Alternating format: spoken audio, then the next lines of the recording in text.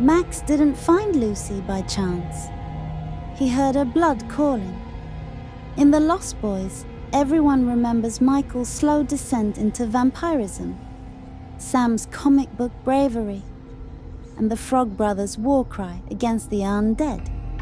But one character quietly holds the darkest secret in Santa Carla, Lucy Emerson, the loving mother who almost became the vampire queen. Today, we're peeling back that hidden layer. The truth about who Lucy really is, the curse she never knew she carried, and why Max wanted her, not just her family. Because Lucy's story didn't start in Santa Carla. It ended there. Lucy Emerson seemed like the one pure thing left in a town crawling with monsters. Recently divorced, broke, and desperate for a fresh start, she packed her 2 sons, Michael and Sam, into an old car and moved back home to her father's house, Santa Carla, the so-called murder capital of the world. To Lucy, it was just a quiet coastal town, but to the vampires lurking in the boardwalk shadows, it was feeding ground. She found a job at a local video store run by a man named Max, a gentleman with perfect manners, a perfect smile, and a secret thirst. To Lucy, he was kindness after chaos. To Max, she was the missing piece. And that's the first clue to her hidden truth.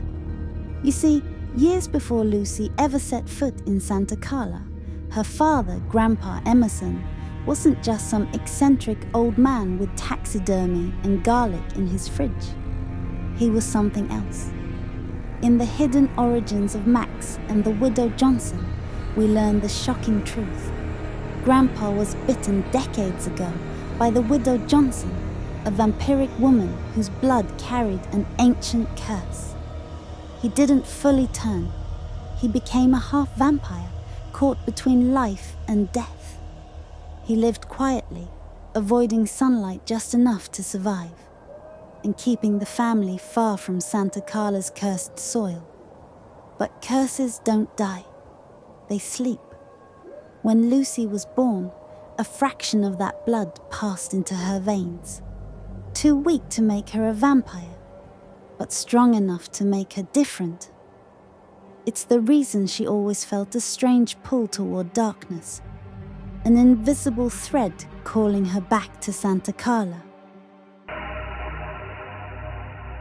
After her divorce, Lucy said moving back home just felt right. But what if it wasn't choice?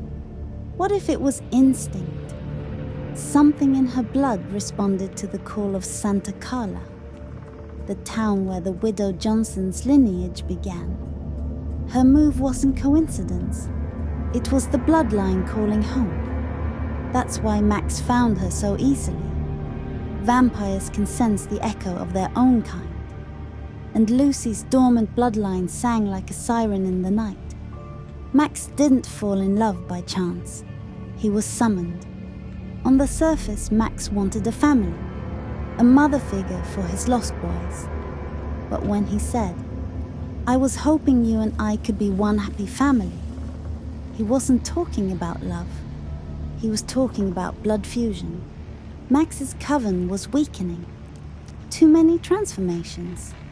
Too many failed feedings. But Lucy's bloodline, tied to the widow Johnson, offered something no vampire had ever possessed.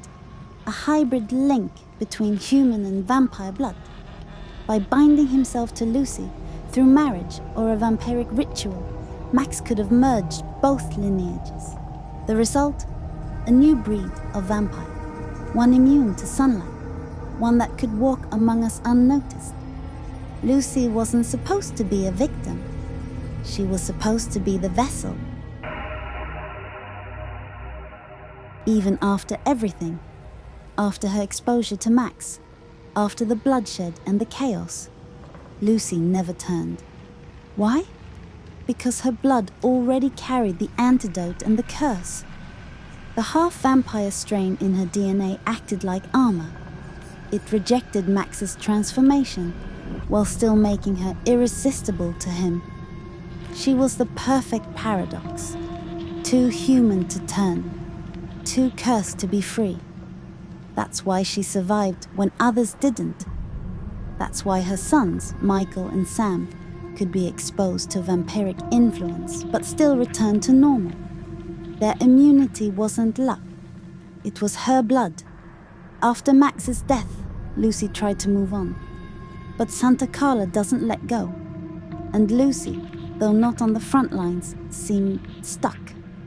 People in town whisper that she doesn't age, that she doesn't sleep much. Sometimes when she walks near the boardwalk, dogs snarl. Sometimes she dreams of a woman in white, whispering her name. The widow returns.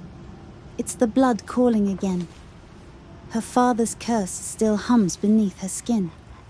And deep down, she knows she can't ever truly leave Santa Carla. Because she's part of it now. The curse isn't gone, just waiting to awaken again. Imagine this. Lucy stands on the old boardwalk at dusk.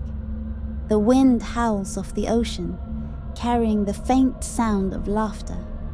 Young voices, the lost boys, echoes of the past. A chill creeps up her spine as she sees her reflection in a window. And for just a second, there's no reflection at all. Her blood hums. The scent of salt turns metallic. And in the shadows, a silhouette. A woman in Victorian lace, eyes like hollow moons. The widow Johnson. She smiles and whispers, "Your sons may kill monsters, but you, Lucy, were born from one." And that's when it hits. Santa Carla was never hunting Lucy. It was waiting for her to come home. Lucy Emerson was never just a victim in The Lost Boys. She was the living link between the human world and the vampire curse that haunts Santa Carla. Her kindness hid a sleeping curse. Her blood carried a whisper of immortality. And her story proves that sometimes the most dangerous monsters don't bite. They love.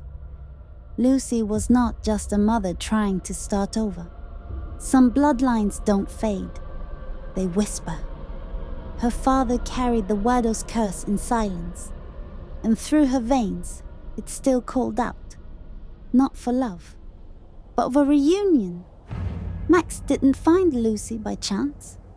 He heard her blood calling. If you thought Lucy's bloodline was dark, wait until you see who the widow Johnson really served. Watch the next video before the sun goes down.